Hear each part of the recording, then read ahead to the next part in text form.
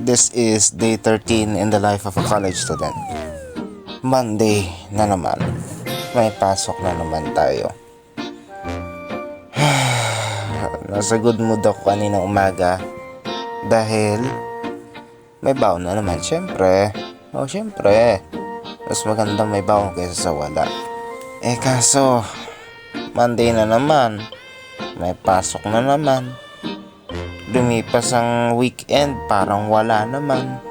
Isang araw lang naman yun eh. Eto na nga pala, nasa tricycle ride ulit tayo. Ang unang class natin today ay Visual Graphic Design. Mahaba yung time natin sa Visual Graphic Design ngayon, kasi may tatapusin pa tayong pinagagawa ni sir. Kaya dapat kumpleto yun. Tingnan mo, talagang kitang kita lahat ang madadaanan mo. Yung cafe na hindi pinapasukan gawa ng presyo, tignan mo naman ito na nga. Pagpasok natin, punta na sana tayo sa classroom. Kaso kagaya nung last time, maaga ulit tayong pumasok, kaya tingnan mo tong issue. Nakalock ulit yung pinto. Naunahan natin si sir at saka si class press pumasok, so no choice, naghihintay ulit tayo. Wala tayong magagawa kasi naunahan natin sila. In the meantime naman, pwede tayong mag-review kasi mamaya naman meron tayong CSS class ulit. Eto na, nakapasok na tayo sa Visual Graphic Design. Give me about 30 seconds to decompress kasi sa Visual Graphic Design marami yung pinagagawa.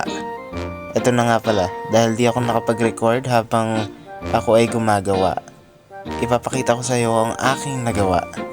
Kasi hindi ko naman na-record kung paano ko siya ginawa.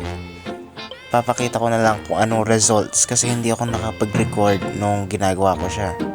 Ito na nga pala ang results. Basically, gumawa kami ng parang storefront para sa isang donut shop or donut company. Syempre ako bahala dyan. Maraming layers yung isang poster na yan. Ito, example ng app. Anong dapat magiging itsura ng app sa graphic design yan, Marami ding layer yan. Syempre naman, dapat each part yan pwede mong i-edit ng para ma-edit mo siya piece by piece. Kasi pag nagkamali ka sa isa, kailangan maayos mo yun isa-isa, hindi isang buo. Kasi pag isang buo, talagang matagal-tagalan ka dyan at mahirap yan. Ito na yung karton ng donut. Ito naman yung donut stand na ginawa ko. Nilagay ko lang yung yung logo na ginawa ko at saka branding. Pagkatapos naman yan, mabilisan lang yan. Para tayong naka-Swift trial Tingnan mo. Pagkatapos ng Visual Graphic Design, diretso agad tayo sa CSS.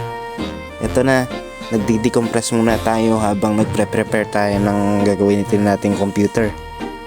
Diba nagawa na nga natin yung sa network infrastructure na pinagawa sa atin. Ngayon naman, ang gagawin natin, practice. Ipa-practice natin yan hanggang magawa nating perfect. Yan naisaksak ko na yung dalawang Ethernet cable dun sa mismong router para mag-connect yung client PC at saka yung server PC. Ang problema lang, na-shut off ko muna yung computer kasi kada mag-turn on ka nyan, para mag-reinstall ka ng Windows Server at saka Windows 10, kailangan i-reset mo yung mismong computer. Restart. Matagal yan. Sobrang tagal. Diyan ako natagalan. Buti na nga lang, nagawa ko. Follow, like, and subscribe if you wanna see day 14. Kasi today is day 13 na. Grabe, ang haba ng pasok ko pero kakaunti yung footage ko, ganun ako ka-busy. Sige na, bye-bye na, kailangan ko nang matulog. Marami pa akong gagawin bukas, itutuloy ko pa yan. Sige na, goodbye.